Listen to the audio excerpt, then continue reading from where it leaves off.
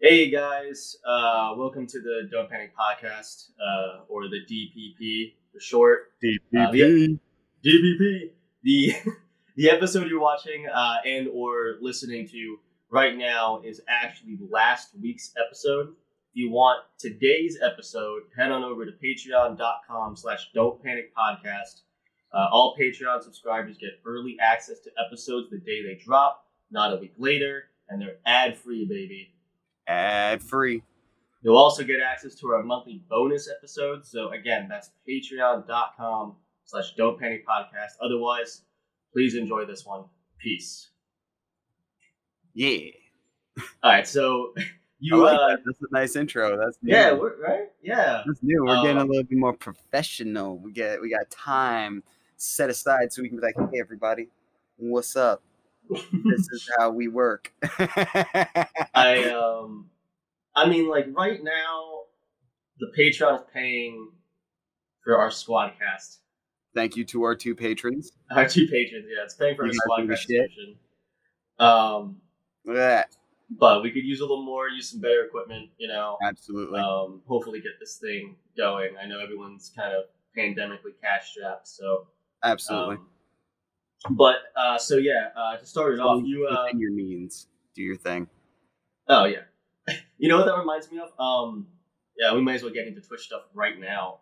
Okay, yeah, let's do it.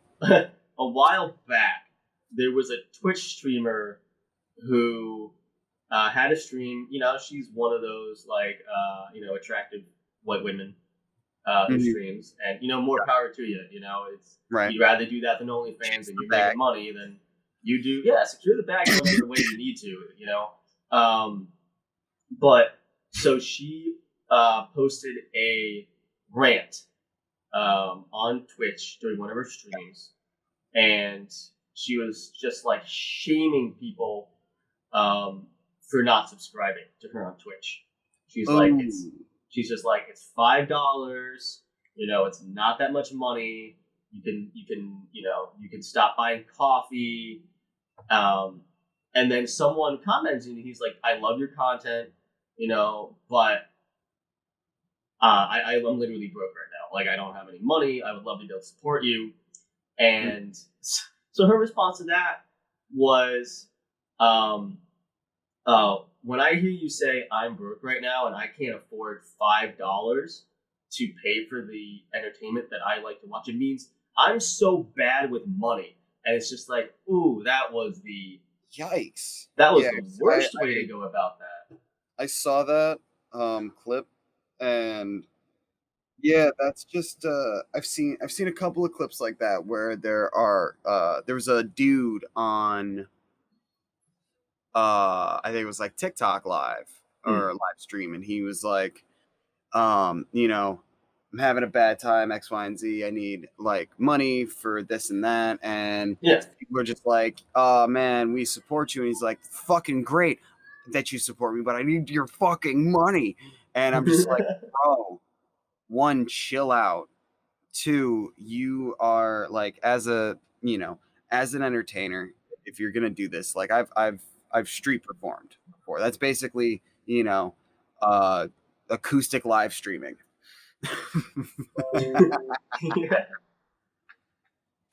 I find that hilarious. I'm sorry, I tell jokes to myself, but you know what I mean? Like we'd be out there, and whether or not there were people giving $1 or whatever, we would do an ask. You know what I mean? At a certain point, we would stop the show and be like, hey, if you could toss us $1, that'd be great. But the way that we ask for $1 is still by making you smile. There's like rhymes, there's like a whole spiel to it, right?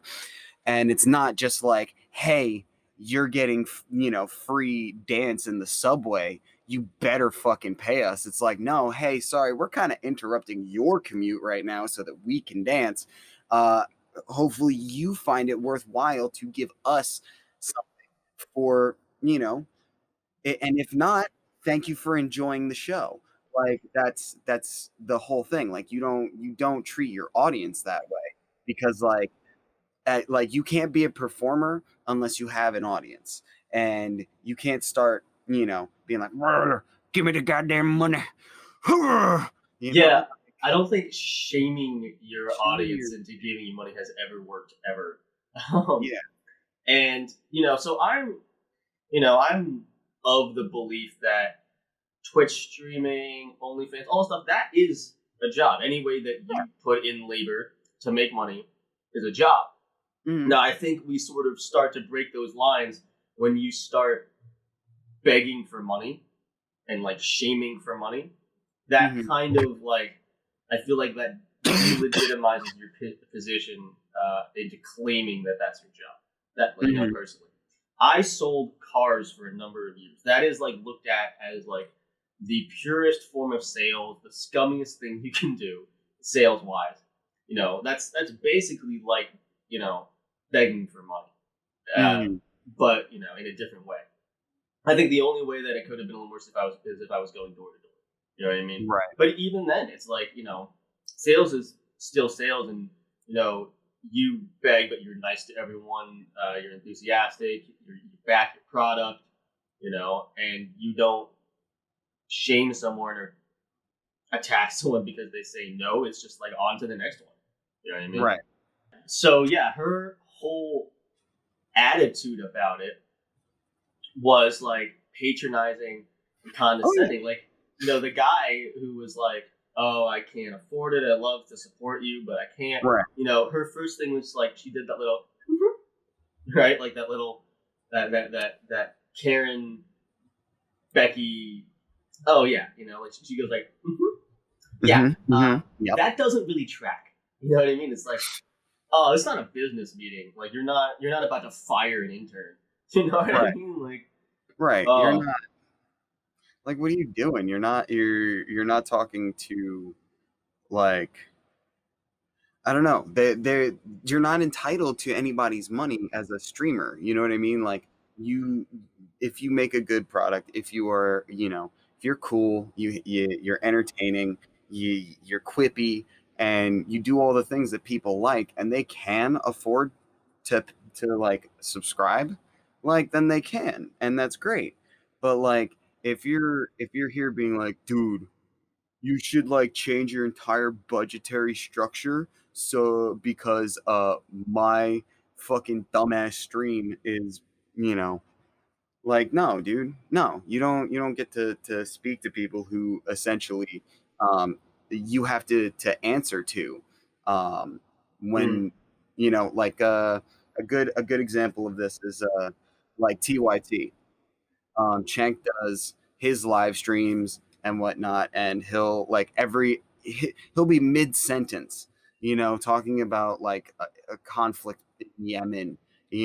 30 people are dead because of a drone strike or whatever, and then all of a sudden he just sees somebody become a member, and he's like, oh, Kevin Bacon Grease became a member. Shout out to you. And like, you know what I mean? But like, he sticks to exactly what he says people are gonna get as subscribers. You know what I mean? Like, and he's constantly like, I don't have to give, or you guys don't have to give me anything. You guys help run our shit, and by doing this, I make myself answerable to you as my audience. You know what I mean? yeah, it's your entertainment is a product. The reason why you buy a Samsung TV or like a Toyota car is the product. And you have confidence in that product, or you enjoy that product, or it does something for you. And the Right. same thing goes for entertainment. You subscribe to maybe Crunchyroll because you like anime, or you subscribe to Netflix because you think it has good series. I haven't been on Netflix in like a minute actually. Like maybe I don't need to subscribe to Netflix anymore. I really only use Hulu. Um, Yeah. so yeah, that's you have to the point of sales and entertainment is that it's your product that and you can ask like, hey, we advertise the Patreon. Yeah. There's nothing wrong with asking, but if I was to be like, yeah, you guys better subscribe to the Patreon or you're shit human beings. And clearly, you're terrible with money, and Yeah. Oh, you guys can't afford to give us $5. What's wrong with you in your life? Like, you don't get to you don't get to ask somebody for money and also make a judgment call on them whilst they're doing you a solid. You know what I mean? Like I Mm-hmm. don't like at the end of the day as an audience member, you don't even really have to like take our opinion seriously. You know what I mean? You don't even have to listen to us, you know? And that's fine. We're going to do this regardless. And if you like listening to us and if you want to be around or if you want to be, have this little segment, then we should be thankful as entertainers that you're giving us the ability to build on our platform. Yeah. That's not and I don't know. I think that for the most part, like the internet, we're not shooting hot takes over here. Like everyone on the internet is pretty much like, wow, that's a dick move. And I think that it's you know, we're going. I hope more shit like that happens.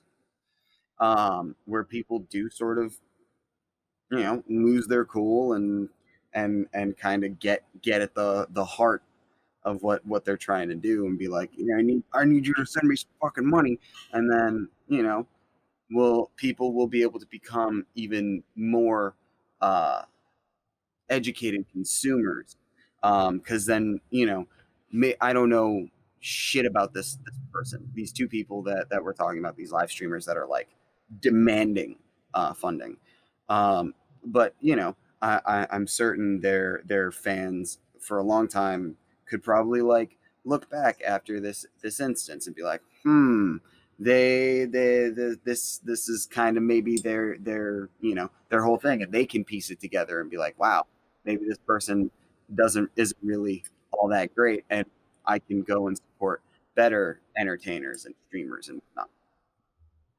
Yeah, her name was. I had to look it up because I didn't remember. Honestly, was her name was Invader V. And like, look, let's be honest. We have a podcast. Almost everyone has a podcast now. Yeah. You want to be a Twitch streamer? Almost everyone is a Twitch streamer now. Like, I don't know how many times I've scrolled down, TikTok and seen like, hey, I'm just starting out, blah blah blah. Like, I'd be great if you could support. Like, I just want to do what I love. That's great, like. Hell yeah. I have no issue with that. There's so many like Modern Warfare streamers. I support a friend of mine named Bob the Cripple on Xbox. Nice. He streams on Twitch and he mostly plays Blackout, the game that I play. And he's just like a really nice dude. He's definitely like one of the nicest like just gamers in general I've come across. He's like good at streaming, and he's like, I play with him sometimes. So I'm like, hey, dude, take my Twitch Prime sub. Like, you deserve it. And it's because of all those things. Like, I know a lot of other people on Blackout that stream. You know what I mean? Yeah. Like, you have like probably like a 25% chance of running into a guy in the game that has TTV or something in his gamer tag, because they're a Twitch streamer. I don't subscribe to them. I have friends who stream on Twitch. Like, there's a guy named Scalber, guy named Anxiety, guy named Oozla. I don't give them my Twitch Prime sub because, like, I gave it to the person that I think is most deserving of it. Now, I think that they're deserving of it in the sense that everyone deserves to make a living, and they're putting in the time and the effort. But again, like, these are the decisions that a fan is going to make. I watch their streams occasionally, but I haven't subscribed. You know? You don't find yourself engaged and whatnot. Yeah, I mean, I find myself the most engaged because he knows me. He knows things about me because we've talked. You know what I mean? So, like, I can make jokes. He interacts with the chat.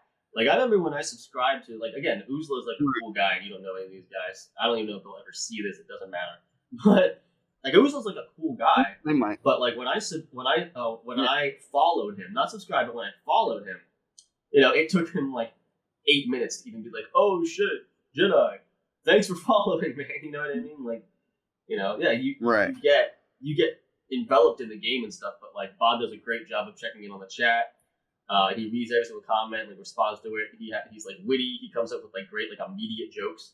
He's very quick off the top, and he does like some cool things. So like his name is Bob the Cripple, and he's called that because like he went through like chemo and had to relearn to walk, right? Gotcha. And he's like bald, and he makes a lot of there's a lot of sort of jokes within his community or whatever about him like being bald. You know what I mean? Yeah. And so every Wednesday he does a stream called Wig Wednesday, and he wears a different wig. That's awesome. And then what happens is, I think like his community or whatever picks the charity that all the donos and subscriptions for like that week go to. Gotcha. So he did like St. Jude last week. He's gonna donate to the hospital that helps learn him to to walk again this week. You know. Yeah. And he takes like, he's like, hey, if anyone has any ideas, just like shoot me a message with like the charity that you want to endorse and put it in the list.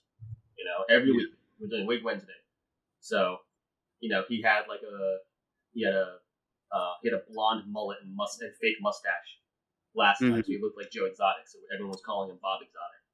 You know. Right, he's got his little themes. He's got his little things that make it a little different, and he capitalizes on it. Yeah, and he's got like a semi alright following. I played with him last night, trying to get him to the number 1 spot in wins on Blackout. We couldn't get there. We were tied for number 1 at the end of the night. I wasn't helping him at all. I was actually playing terribly, but like he was sitting around like a little more than like 200 subscribers, which is like, that's, in my opinion, that's fairly good. I mean, at minimum, each one of those subscribers is worth $5. You know what I mean? I think, you know, Twitch takes their portion out, so you make less than that. But, you know, he's making a solid little bit amount of money from it. He still needs a full-time job. And that's like, of all the Blackout people that I know who stream, who I watch, like locally, like of people like in my community, he's got the most. You know what I mean? So you have to look at that of like all the streamers. And Blackout is not a heavily played game anymore. Like everyone's moved over to Modern Warfare playing Warzone. There's even more of them. It's definitely like a really heavily saturated market right now as far as like creators go. Gotcha. Just simply because it's like pretty easy. You don't really need to come up with content. The content already exists. Now it's up to you as to like how engaging you are and how good you are at the game and stuff like that. But you know, it's not like YouTubers who have to like write scripts for videos and then film those videos and stuff. Like, if I wanted to stream, I could do it tomorrow, and I wouldn't even need all this equipment because I have a gaming headset already, and my Xbox comes with a Kinect, which I can use as a webcam. You know, I can start streaming tomorrow. I don't do it because I don't think I'm good enough to do it, and I also don't want to turn a hobby into something more than that, because I think that's when you start to, you know, get too serious about it and you get frustrated and this, that, and the third. So, you know, that's not really. And people say like they see my setup and they're just like, "Hey, oh, you stream?" I'm like, "No, don't want to stream." No. Yeah, it looks like a streamer setup, but it's just I enjoy the look. You know. Even the mic thing here, people are just like, "Dude, you sure you don't stream?" But yeah, so you know, rounding it back, that chick's name was Invader V. I never heard of her until that happened, and like, dude, there's a cajillion other creators just like her who do the same exact thing that I could pay attention to, I could follow, I could subscribe to, and they wouldn't shame me for their money. You know, like Alinity is the one who's like at the top, like in all the like the headlines or whatever, for bad reasons. But that's something she hasn't done. She's only just like, you know, I think that she should be banned off Twitch anyway. I don't know how much you know about Alinity. Twitch is not a realm that I quite understand. I like have a Twitch and I'm like trying to be able to stream myself just because like I like gaming and being able to like chat with people, and so that would just be kind of fun for me. And just be like whatever, and I could also like, you know, stream like, you know, fucking dancing and whatnot if I wanted to. I don't know. But like I don't know much about like who different Twitch streamers are and like drama between them and like what games are popping and what games are not. You know what I mean? Like that's Yeah. not necessarily my realm of knowledge. But it's definitely, like I understand, conceptually how all of it works, like the sort of the money system and, all of that. And it's kind of, I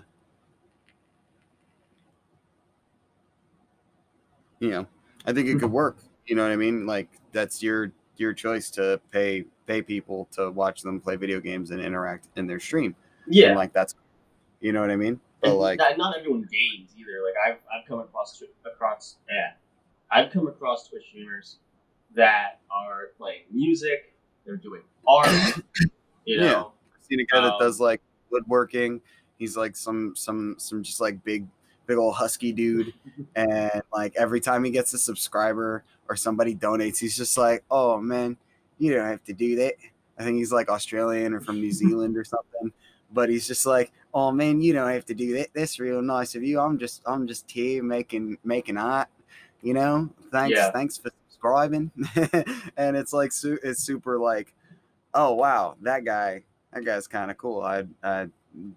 I'm so he seems really appreciative for the fact that we're funding his hobby. This is dope. Yeah, and Like, definitely the most common medium for streaming is video games. But it doesn't have to be. Like look at Vosh or Hassan Piker. I mean, yeah, theirs are politically based and they just react to stuff, they talk, they get in debates, you know. right, I mean, Piker is just having a hell of a time, just the greatest time ever, just responding to Ben Shapiro videos. right. He's Just doing like, great. hey, what's this stupid shit today? Yeah, like Right. oh, what do I get to laugh at today? You know? Yeah, but I think there's also a level of like you gotta laugh at it because it's mildly terrifying. It's very effective Yeah, propaganda. And Ben Shapiro is it's nervous laughter.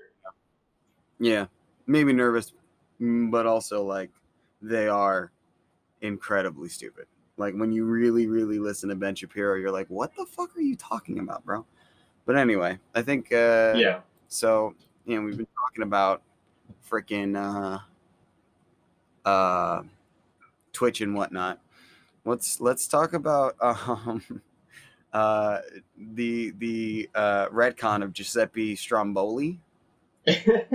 So you may know better than me whether this goes deeper than just like a meme, but it started, at least from my knowledge, on Twitter after J.K. Rowling became canceled for being transphobic. So this guy Right, was just like, "I'm now in charge of Harry Potter," and he's like, yeah, "Harry Potter's Italian American." And she's like, "No, he's not. His name's Giuseppe Stromboli." You know. So I love the meme behind it simply right. because, like, dude, fuck J.K. Rowling.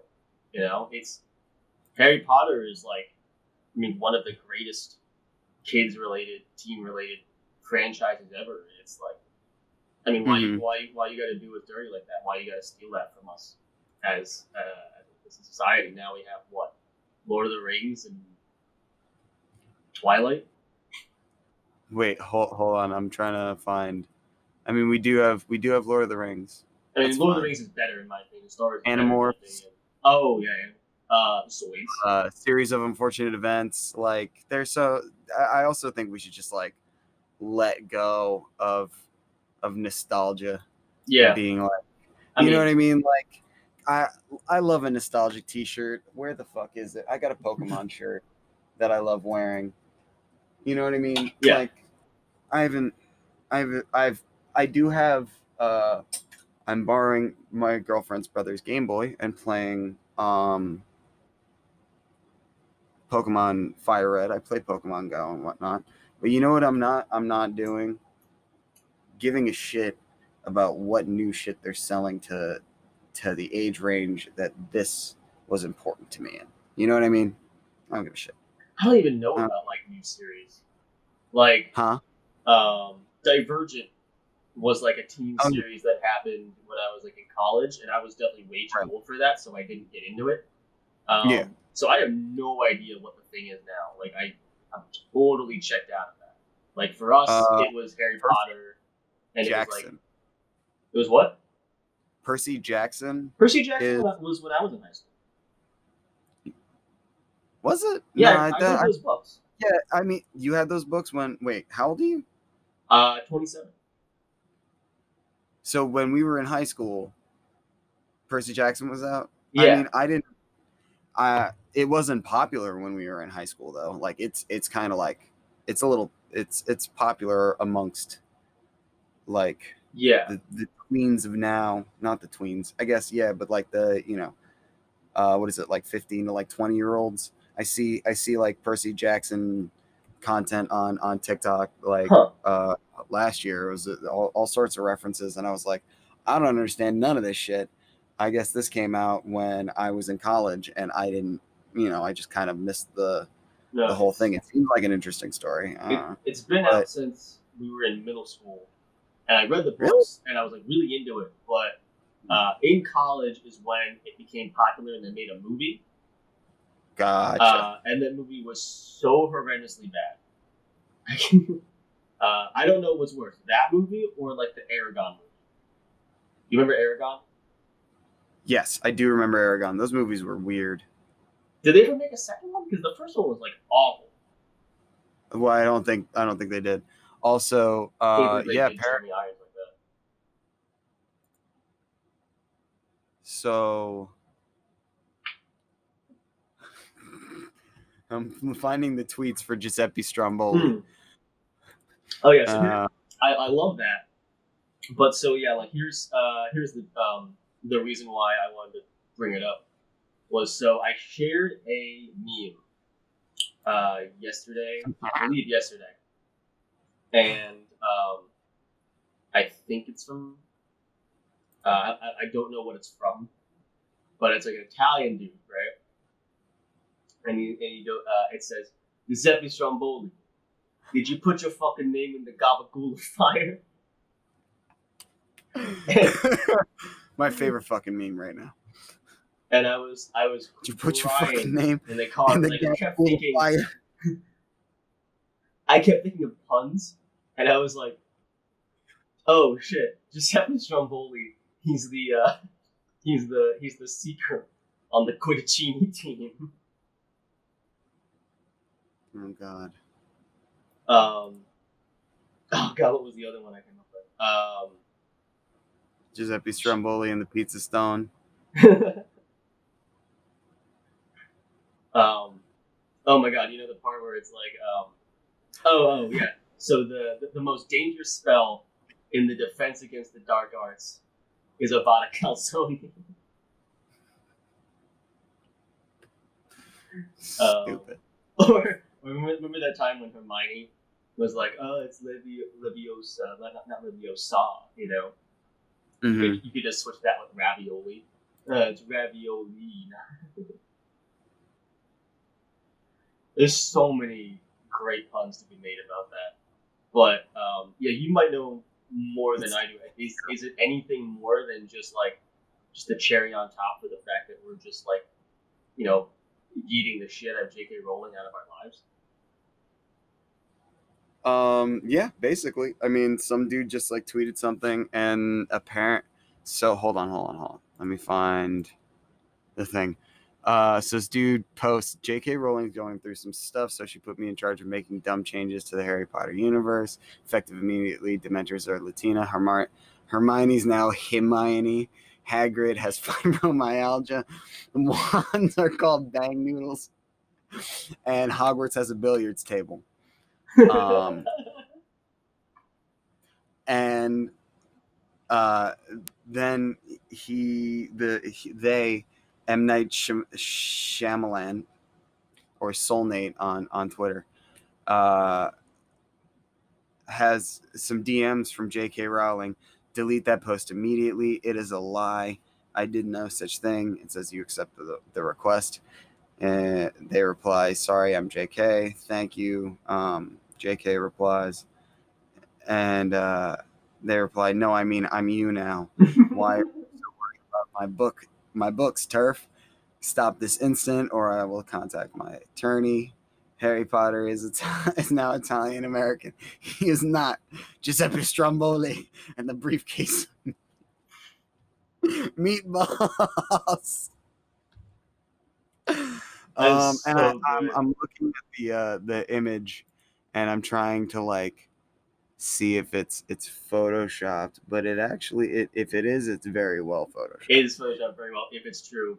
And then and then someone photoshopped a cover of one of the old books and gave him like a big mustache.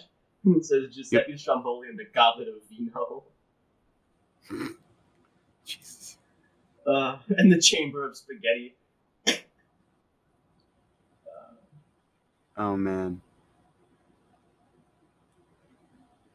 Giuseppe Stromboli and the Goblet of Nana's Sunday Gravy. Giuseppe Stromboli and the Saucy Carboneras. Oh, it's so good. All right, no more of this Harry Potter nonsense. Harry Potter is not played by Chief Keef. I like that. I'm into that.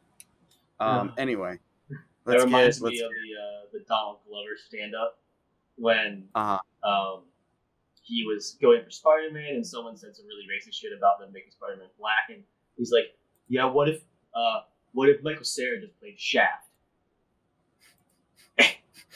and Donald Glover was like, "Dude, I would love that. That would be the best thing ever." Hey, Shaft, what's going on, man? Oh, nothing. Nothing. Let's find some holes, you know, like.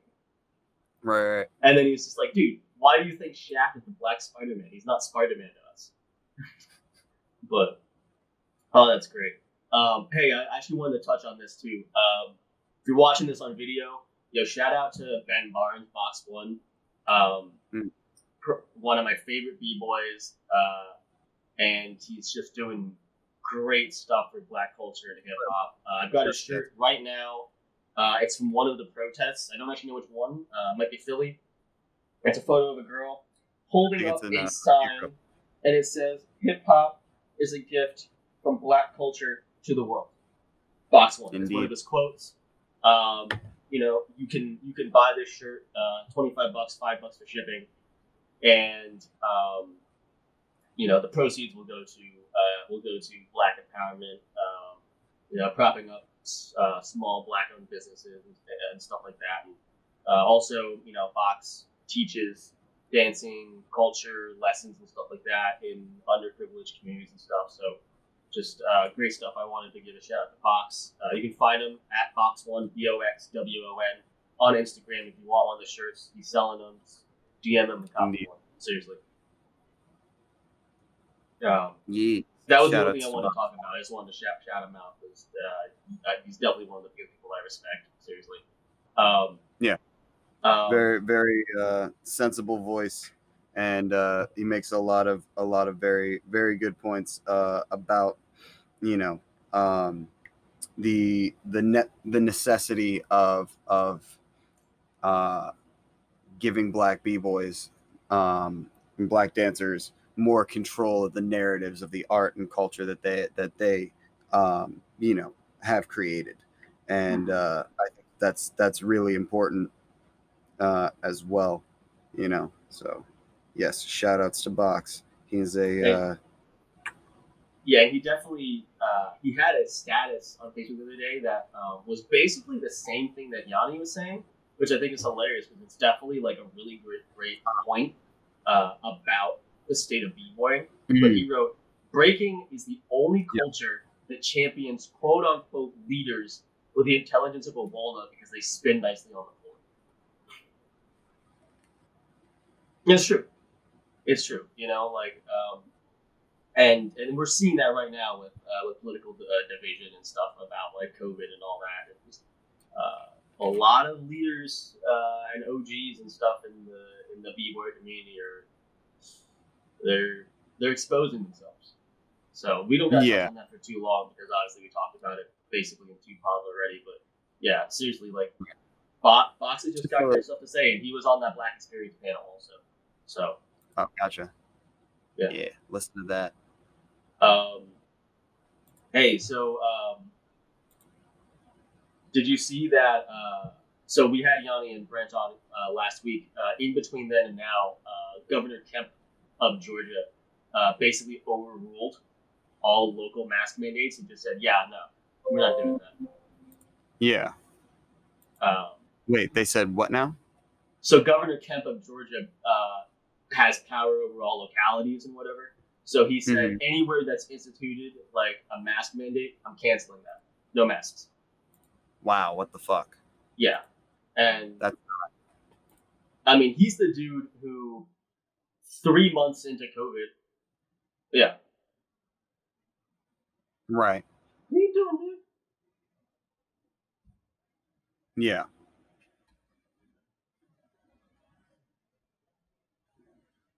Yes, indeed. Absolutely. The best of hands.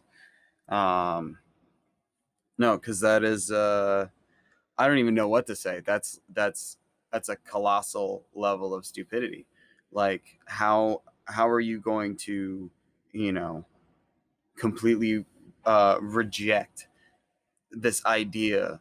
One, how do you sit there as a conservative, like Republican, small government, blah blah blah type of dude, and um, in the same breath be like, if you decide as a city in my state to have your own mandate, I'm going to be like, no, fuck you.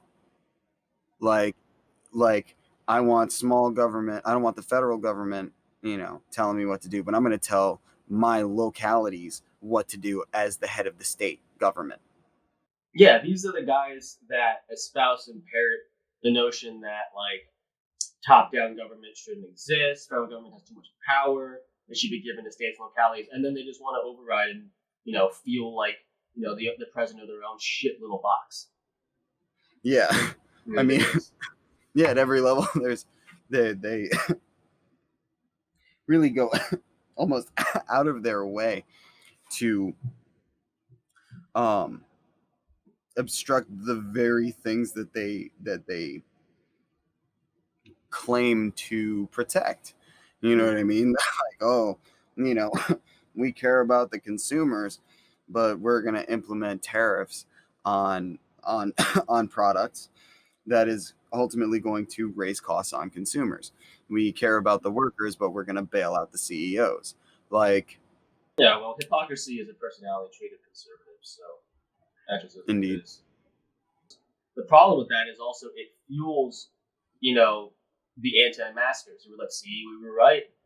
Person in power says we shouldn't do it, Yep. And there are some conspiracy theories out there about masks. Oh, masks, first they got the mask on your face, next chip in your brain. Yep. Mark of the beast, baby. They're gonna put that RFID chip right in your fucking hand, and then you're gonna be like, boop, That chip that goes in your brain is gonna make you like socialism. That's the first step. Then it's gonna be a burqa. Remember, it's gonna be a burqa. Socialism, then burqas. That's the next thing that's coming. You know what I mean? Once that's the whole plan. I mean, there's also the idea that 5G towers are causing COVID-19, which is kind of crazy. Yeah, to the point where people were like trying to tear towers down. It's like, other countries have 5G and their COVID's like done with. Well, you see, more COVID cases are happening in the places where there are more 5G towers. Like, yeah, because that's called the population density map. Right. the cell towers are going to be nearest to the people so that they can disperse the signal as much as possible. There's more crime in these places too. Population density, more COVID cases, population density. That's all it is. It's that, you've got the East Coast and the West Coast. Inside, you got a bunch of nothing. It's like a nothing sandwich. It is a nothing sandwich. My friend lives in Oklahoma, and I shit on him all the time. Like, dude, it must suck to live in a flyover state. But yeah, no, those conspiracy theories are like going off, and like, I ran into someone on TikTok who was, parroting one of those. He's like, dude, you gotta look at what Elon's talked about and what he's done. Elon, like, And I'm like, first of all, like Elon is not the tech genius that you think he is. Like he's Right. not in development for any of his fucking companies. No. You know what he did do? He did the fucking Cybertruck. Look at that fucking thing. I mean, yeah, like I'm not saying he's an idiot. Like Elon is very smart. He's very manipulative. He's good at what he does. He didn't found either Tesla or PayPal. There was a series of investor loopholes. He managed to squirrel his way in, and now he runs both of them. But yeah, he's not like this tech genius. Like he has ideas, but like anybody can have ideas. Like whether or not they're implementable or like feasible is an entirely different thing. Like he clearly couldn't get that fucking submarine thing to work when he, with the Chilean miners, you know. Right. And he's got such an ego about it. Yeah. Yeah, so he was like, "You guys are a bunch of fucking child molesters." I was like, "Oh yeah, it was children, right? The Chilean miners were a different thing. It was like children, and yeah, they were caved in. He's like, I'm going to build a submarine, and it's going to go save the children." And he didn't get it done in time, and like wasn't really working. And then they did it, and he's like, "Well, you guys are a bunch of pedophiles." It's just like, yeah, you're the one hanging out. From, bro? What are you doing? He's projecting because he was really close with Epstein. That's I mean, that's a whole other thing, but yeah, dude. And then I had this thought the other day. It's like, dude, we're gonna be getting chips, sour cream and onion. You said you wanted yours cheddar and sour cream. I actually love voodoo chips. Put a voodoo chip right in, baby. You ever had voodoo chips? I don't think I have. Maybe it's just once. Every flavor. Literally, that's what it is. Just every flavor. Everything. Gotcha. Every flavor. I'm in everything chip. I hate everything bagels, so I might. Oh, I love everything bagels. But monster. I'm sorry, no, we're in Philly. So bagels are monsters. I'm saying it.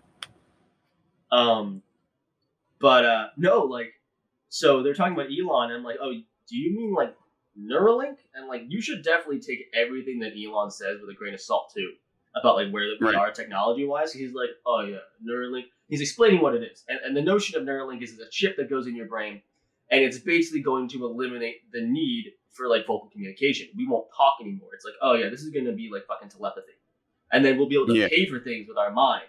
You know what I mean? Which is like insane. And he's like, so he was on Joe Rogan's podcast, and Joe Rogan was just like, so realistically, in your opinion, how far out are we from Neuralink? You know, he's like, just a few years, 2030.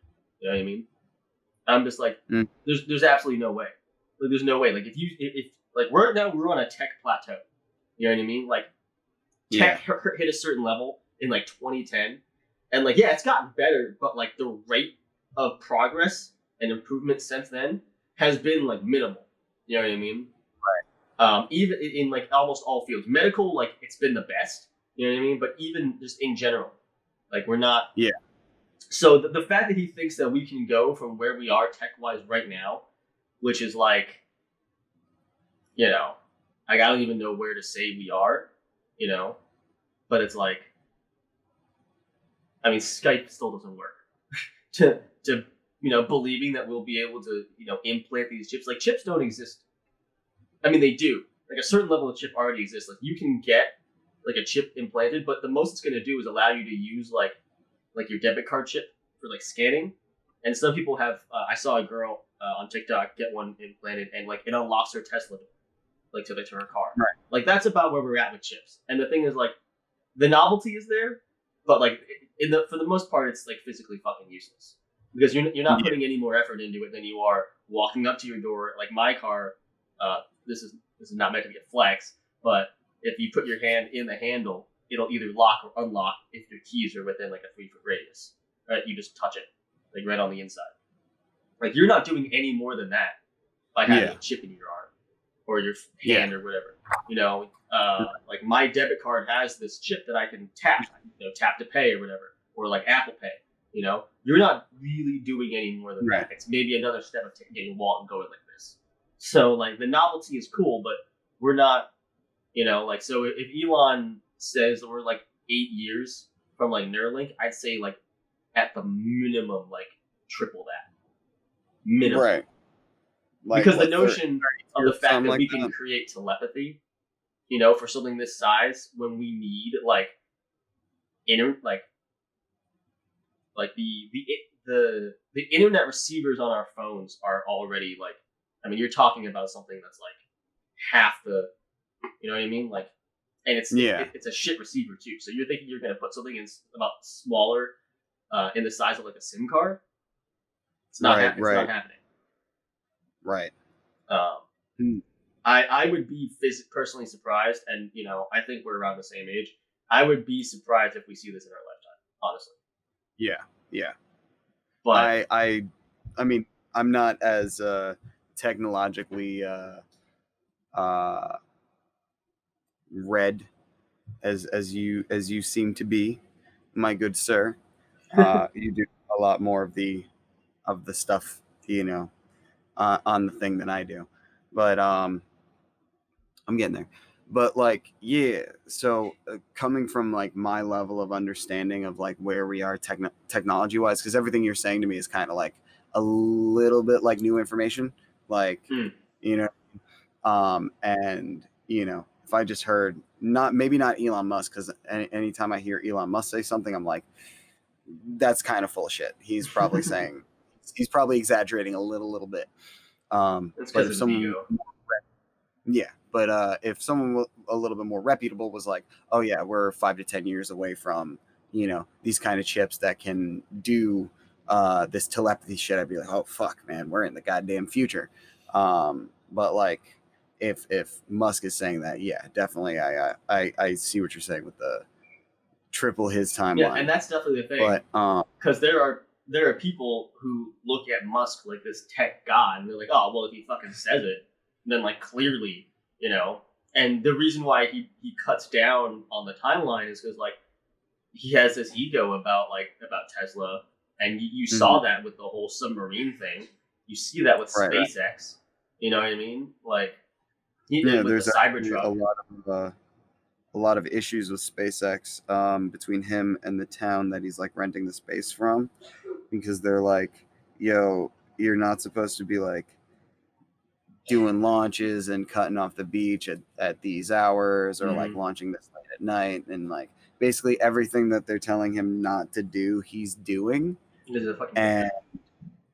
And yeah, he is but like uh yeah, he's kind of he's being a dick about the whole thing, and it's really unfortunate. You know what I mean? Because like, people do see him as this guy that's doing a lot of good, when really he's kind of just like a rich dickhead who weasels around and doesn't do so much good for the world as he does like throwing money at half-assed ideas. Yeah, he's definitely an ideas guy, and he has ideas. But I mean, if you don't think that he has like legions of like development teams and all that shit, that he just like goes like, well, I was thinking of Yeah, he's not putting a he's not car in Tony Stark. space, you know, and then he just like hands it off. Like that's about where he is.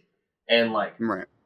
again, there's a lot of misconceptions. They think that like Musk is like this, you know, self-made billionaire. He was a genius who started Tesla and PayPal and stuff. Like he didn't do either of those things. And like, you know, he Mhm. came from a lot of money. Like he's got that racism money. He's got Yeah, that he has South African apartheid. apartheid money. Yeah. Yeah. Like So, his family, I think, like owned like emerald mines or something. yeah, and but there are people that have the level of, and I'm not calling you ignorant, but the people that have that level of understanding that you do, or less, or more, but in that range, who do like Musk, Mhm. who look at Musk as like this genius, who look up to him and they see him on Joe Rogan and they love Joe Rogan too, blah blah blah. You know, all these fucking like Right. middle-aged libertarian white dickheads. If I really have to put a label on it, because it's true and you know it's true. But they look at Musk like that, so Billionaire. you hear about Neuralink and you think, oh, that's coming. And the thing is, the big old bad government's going to put that in us, and they're going to track us. And someone said like, dude, on TikTok, this guy was like, masks first, chips are next. And I was like, dude, there's Right. like the government doesn't need a chip to track you. Yeah, they And don't. he's like, oh, the No. old phone thing. I'm like, well, Do you leave your phone places? No. There's nothing. There's no information that the government will get out of a chip that they don't already get from your phone or watch.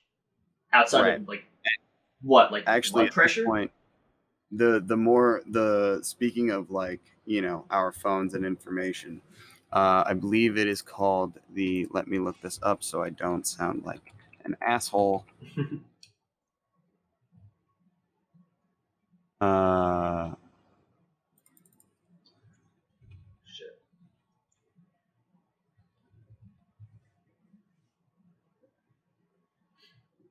trying to find encryption.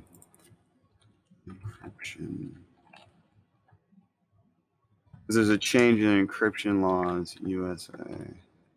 Oh yeah, but while you're looking that up, yeah. So like, there's nothing that they're gonna get out of a chip that they don't already get from you.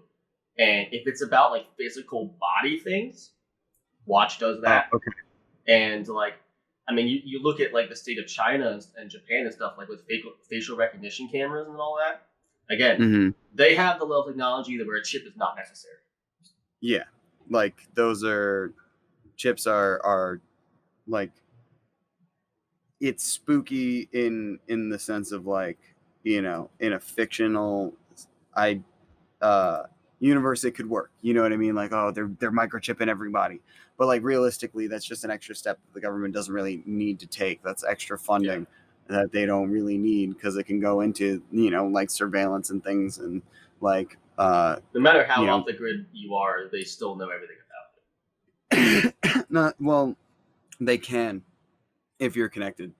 But this is what I was looking up. The the Lawful Access to Encrypted Data Act, recently introduced to the U.S. Congress, is a kind of an attack on encryption. The Earn It Act has left strong encryption on unstable ground, and the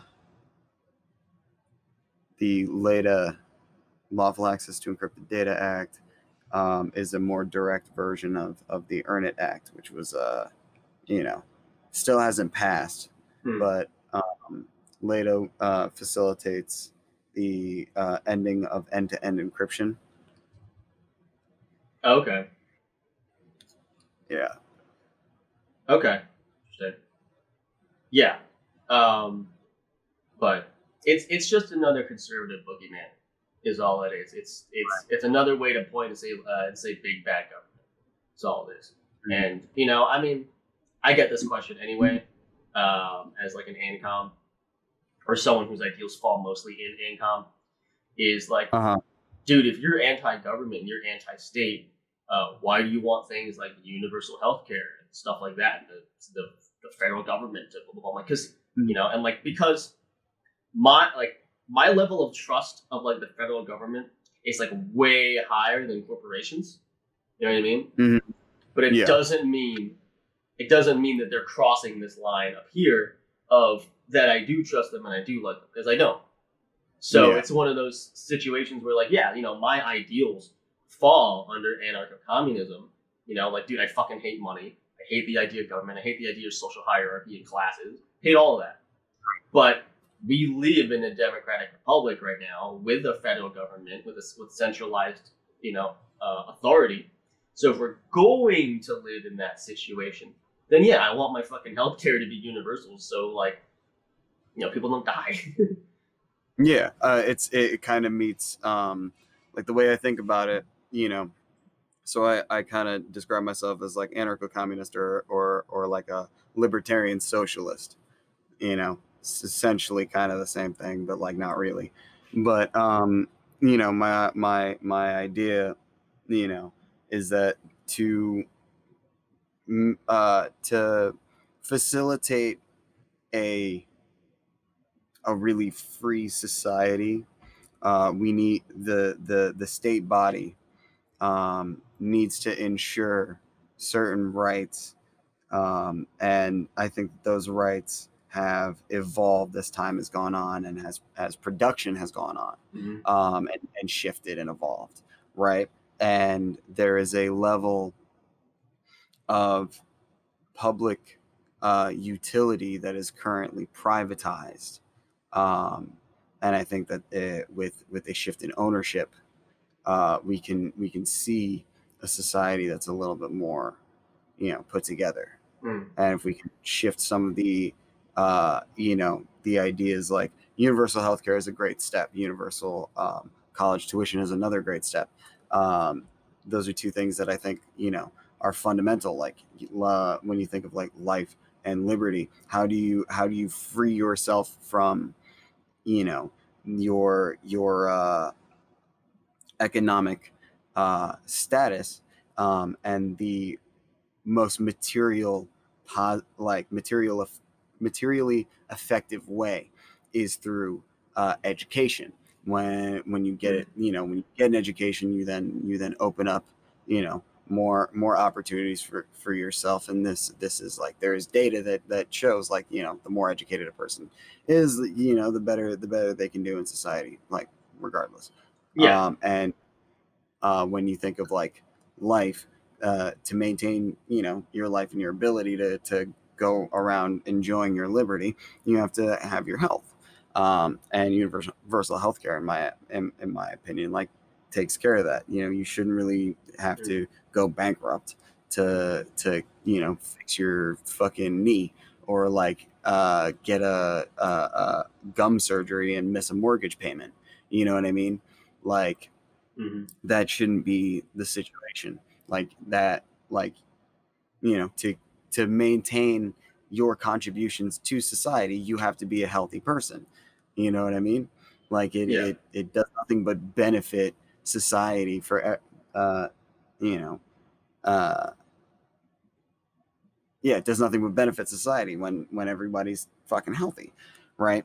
And in that vein, once you kind of get everybody on the on that path, you can then, like, say, at least in my opinion, you can kind of start to argue for, what about like fucking food? Food's a human right. You know what I Yeah. mean? Why is it? Why do we have all of these, like, giant companies and corporations making stuff when people themselves can create businesses around, localized farming efforts, right? If you look at like a lot of cities that have like food deserts and whatnot, you've got all this space that ends up getting turned into like developments for capitalistic real estate purposes, but you could be transforming that into like community gardens and whatnot. And you can, you pop up enough of those in different neighborhoods in a city, and then you've got enough food to sell to local markets, and everybody's kind of working to make sure that there's good food in that surrounding area. Bada bing, bada boom. Look at that. You've got. I mean, next thing you know, you're in a communal society. Exactly. Next thing you It's know, everybody's kind of just chilling. it's about transition period, which is why, like, I'd be totally fine. I'd be completely content with like a social democracy, democratic socialist, certain level of. 'Cause I think that checks a lot of the boxes of stuff I care about. Now obviously, yeah, like my ideals fall within a certain, you know, level of, but I'm okay with like, getting partway there. And it's very interesting, perception wise, about like leftist ideologies, because I had a conversation.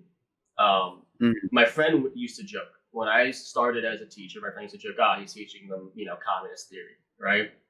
He didn't actually know that I support communism. It was a joke because he knows I'm on the left, right? Yeah.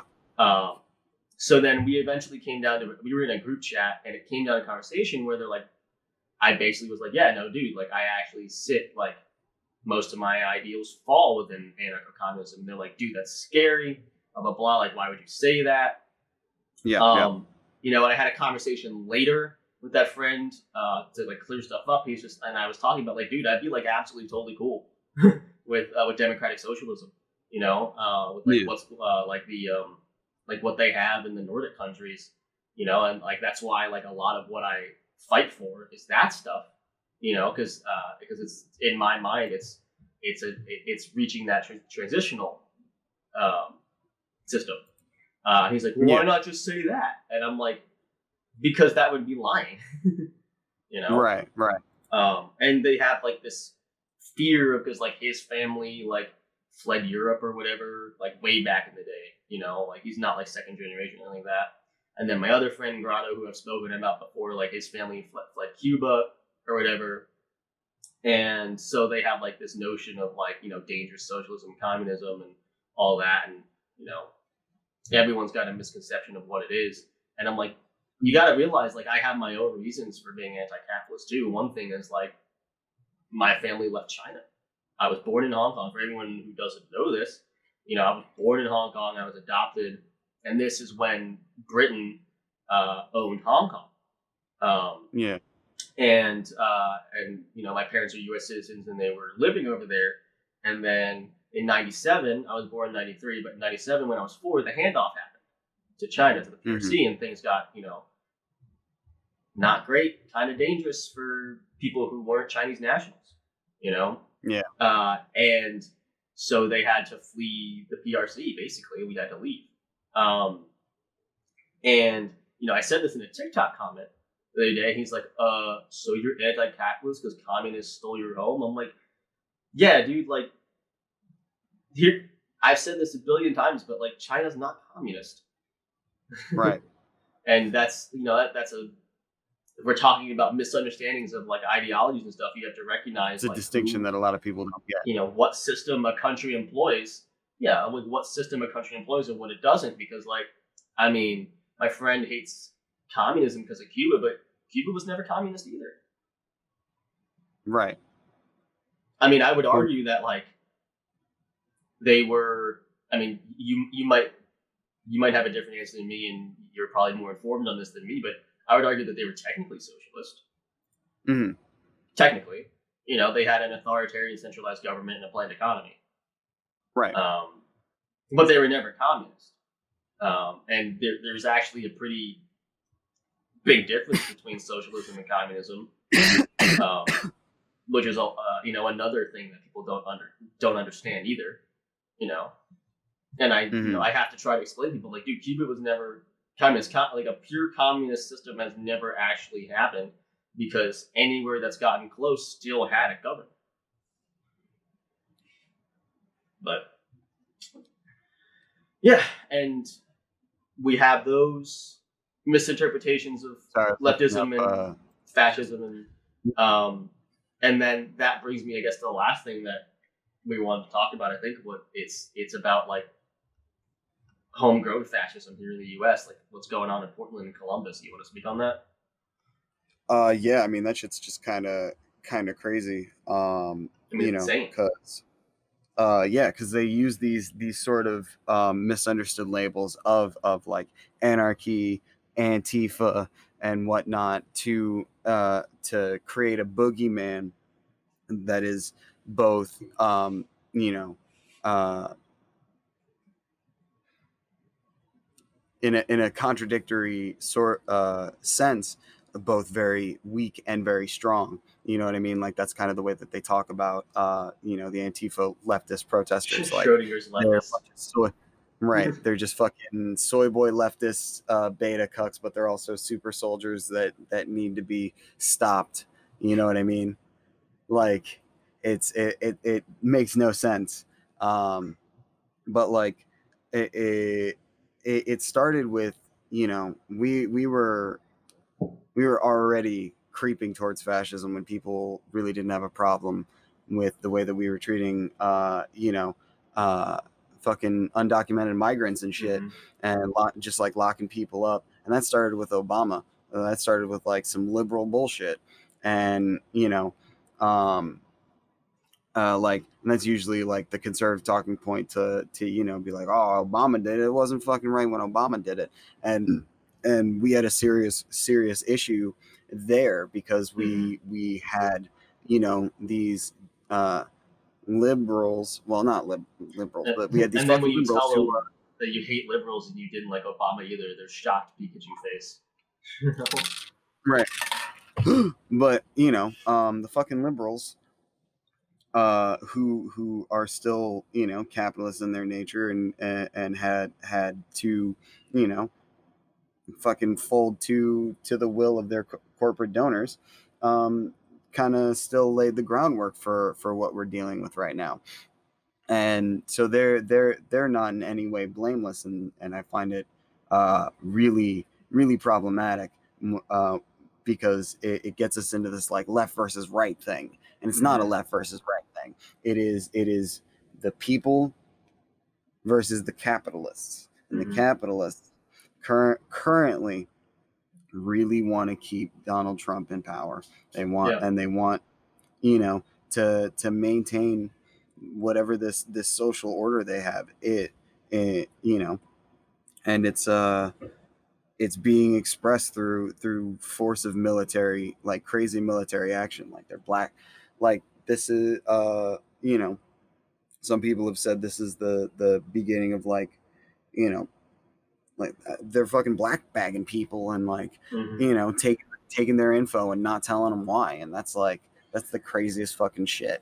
Yeah. What the hell? I mean, like what they do is they create a boogeyman, they create a common enemy. So if you look at how they demonize migrants and people seeking asylum and stuff as like these dangerous people, you start with like Trump's first speech.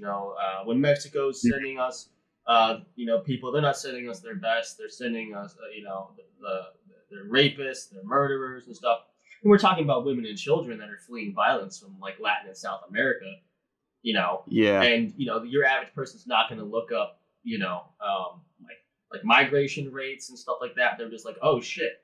And what you do is you create a scenario where if someone has an issue, or you create discomfort, or well, you're able to give them something to point at. So you have these Yeah. people that are not only racist, but they're poor. Their jobs have been lost to automation in progress, all that stuff, and they're able to say, well, these are the people that are doing it. They're taking your jobs, they're committing crime, Right. they're benefiting off the system, and next thing you know, you have this thing in your mind of like who I need to be angry at. So that's how you dehumanize them.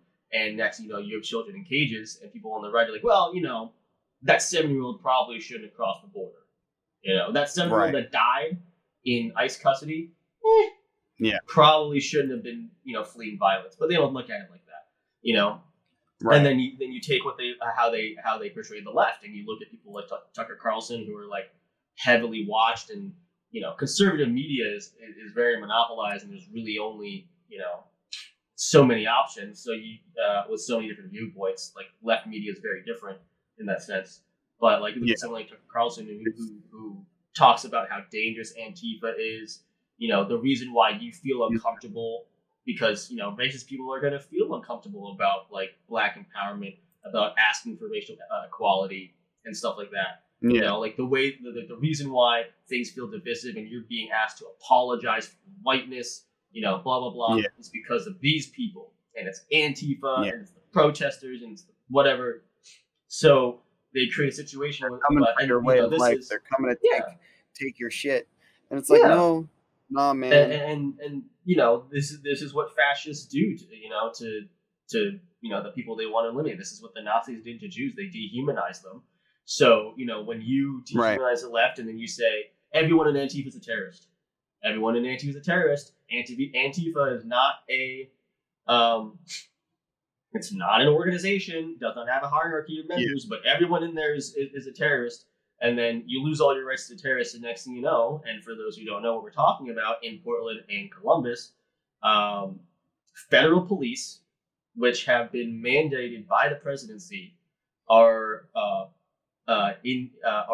driving unmarked vans around and basically black bagging and abducting protesters off the streets. And we don't know what's going on with them. It's all witness accounts, but as far as I know, multiple people have been missing for 48 hours, and no one knows where they are. There's no communication. I mean, they could be in a fucking gulag somewhere. Like, who the fuck knows? And it's not really getting a whole lot of coverage because the capitalists could control the media, and the right, and really anyone that's not like left doesn't give a fuck about them because they're terrorists. They're the reason why everything's happening right now. So if they're gone, I can go back to my way of life. Right. And a lot of, and it's just, It's kind of terrifying. And you don't look at that like, people, you don't look at that as like fascism, like, that's propaganda right there. And I've said this in like other podcasts, but like, American propaganda has done a great job of convincing people that like fascism and authoritarianism only happen in other places. But America, oh, we're free. Our selling point is freedom. Like 200 sovereign states, like 180 of them have freedom equal to or more than what the United States offers or provides, and it's dumb. And I saw a really great point about this, but someone said in a free country, you don't have secret federal police abducting citizens off the streets. Yeah, for no crime committed. That doesn't happen in a real free country. No, it does not. And the disparity of like quality of life and actual freedoms that we have. I mean, we're getting dangerously close to like. Yeah. I mean, I have friends that live in China, in like Shanghai and stuff, and like Beijing and stuff. I mean, I gotta be honest, based on like all the conversations we've had, they're really not any less censored than we are. Like their level of like personal freedom and like quality of life and like discrepancy and there's actually a smaller wealth disparity in China. Right. And like the quality of infrastructure there is like way higher. So if we're talking about freedoms, it's about equal, but they get the edge because like, I mean, they have a national highway system, they have healthcare, like they have fantastic infrastructure because they have so much money as a country. It's unprecedented how much money China has, and we really don't know because the PRC doesn't advertise that. Like, right. We call America the richest country in the world. That could very much well be false. We don't know. But yeah, everyone's like, fucking China's this fucking fascist hellscape where no one has rights and everyone believes, this in the CCP, and it's just like, your average day-to-day life there in China is really close. Like I would say life in China as a regular person is about the same as to someone who lives in the suburbs here. Doesn't make a ton of money, you know what I mean? But like, yeah, you can afford to rent a place or like live in a house and you drive a car. Gotcha. The difference is that, they have a fucking high-speed rail system and fucking, you can drive like 100 miles per hour on their 13-lane highways. Oh, wow. Yeah. And their quality of food is like higher and all this shit too. Like, you go to a rest stop and you get like fucking like the equivalent of like restaurant level food, That's like China. Kind of. Actually, like I actually really want to move to Taiwan. I love Taiwan. It's a fucking when I was in 5th grade, we moved to Taiwan for like a year, and we lived in this city. It's on the southern tip of the island. It's called Kaohsiung, and it's a city that's got like a mountain range around it. So my parents were teaching at a university there called Sun Yat-sen University. Sun Yat-sen was the founder of Taiwan, and they fled China and all this stuff. So he's like a hero there in Taiwan. And so we stayed in university housing that was in the mountains. And, we saw our, what you would consider poor, like more rundown areas, you know what I mean? But like the level of efficiency and like cleanliness of like that country was like amazing. Like there was like no traffic, rarely any cars. Everyone was on motor scooters. Like the motor scooters were a huge thing. Absolutely beautiful because Kaohsiung was like right on the coast, so you could basically walk out your front door and be on a mountainside, and just look at the ocean. Like that was it. Gorgeous. Food was amazing. 7-Elevens are like a restaurant there. Like you go into 7-Eleven, you buy food, they have a cafe for you to make your food, and then you sit there and you eat, and it's like a restaurant. It's like a self-serve restaurant. That's Like nice. I've you can seen get things like Asian prepackaged 7-Elevens black bean noodles are and stuff. next Yeah, level. Asian countries really, most of them are like, yeah. So I guess to finish up my point, because I think we're getting up to more than an hour here, so I want to cut this. Yeah. But yeah, no, I mean my point basically just coming down to it is like double think all the propaganda and what you know about the United States, because I mean life in other countries is for in all the countries I've been to, there's a pretty good number of them, like a fair number of European countries and Asian countries.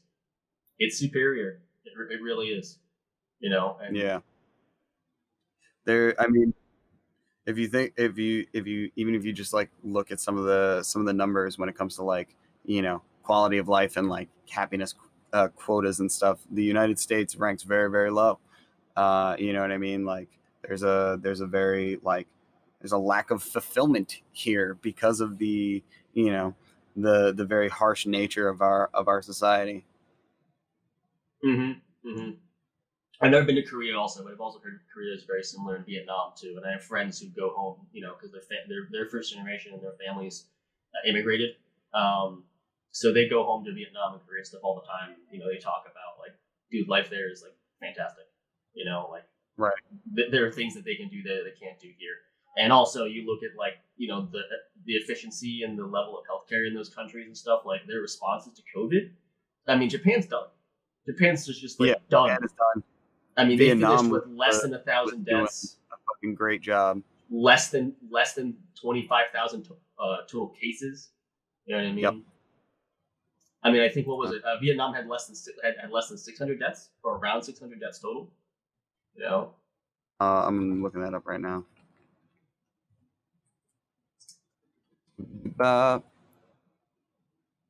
South Korea had less than 300 deaths. May.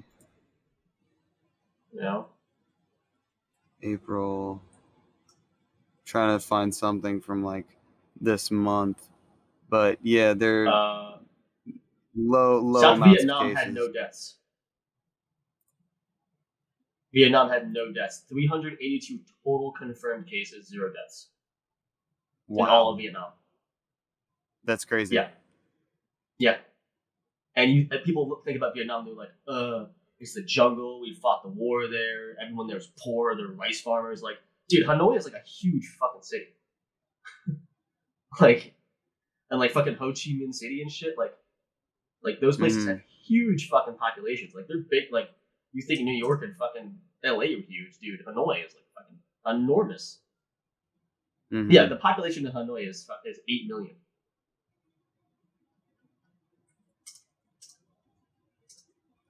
Huh.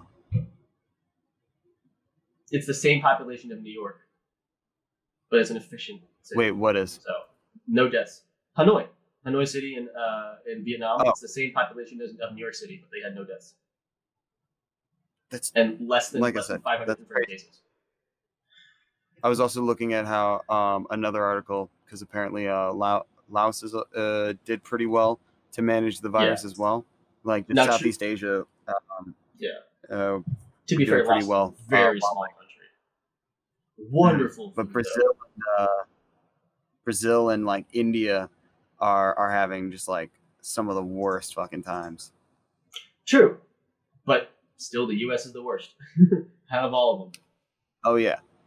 Yeah. So. But there are still like reflections of each one in each other, like.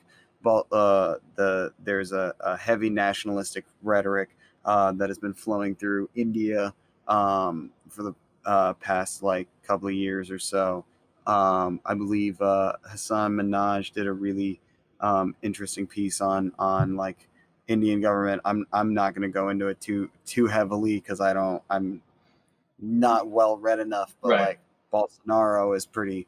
He's also like been called like a South American Donald Trump, and he has been very, very fascistic in his time as the leader of Brazil. and his the numbers there are not great. And And they're just and the president of the Philippines also is very comparable in that sense. I mean, I think with their first, like their patient zero for COVID, they just should have executed him. I'm like pretty sure. Oh Jesus! In the Philippines, and they're like, yeah, that's not happening here. No way. Duterte, I think his name is. I don't want to. I think I pronounced that wrong. I've only ever read it. I've never heard it pronounced. So, but yeah. So yeah, we'll wrap up on the fact that the United States fucking blows. that's our ending. We're doing. We are ass right now. And so it kind of stay safe, everyone, when it comes to COVID here in the U.S. because we're dealing with it terribly. But yeah, so this will wrap this one up. You got anything else? Anything you want to? No, man. Do you want to sign us off, or should I? I'll do it. Alrighty. All right, everyone. Thanks for listening to the Don't Panic Podcast, the DPP for short. We seriously, if you've made it this far, we seriously appreciate it. We are putting a lot of effort into this, both me, Colin, and I. Patreon.com/Don't Panic Podcast. Please consider supporting. If you won't do it for us, do it for Mikhail's cat Flash. He needs some cat food. And you get some benefits. So this episode, you were watching it a week later, but you will get it the week it drops if you are a Patreon contributor, and you get access to our bonus episodes. We do currently have one bonus episode up on Patreon right now, and you will be getting them monthly. If you visit the Patreon, just read the tiers. Next episode, I think what I'll do is I'll do a breakdown of goals and tiers again, just so people are familiar and we can keep hammering that one home. But again, signing off. Don't Panic Podcast. Stay safe. Thanks for tuning in.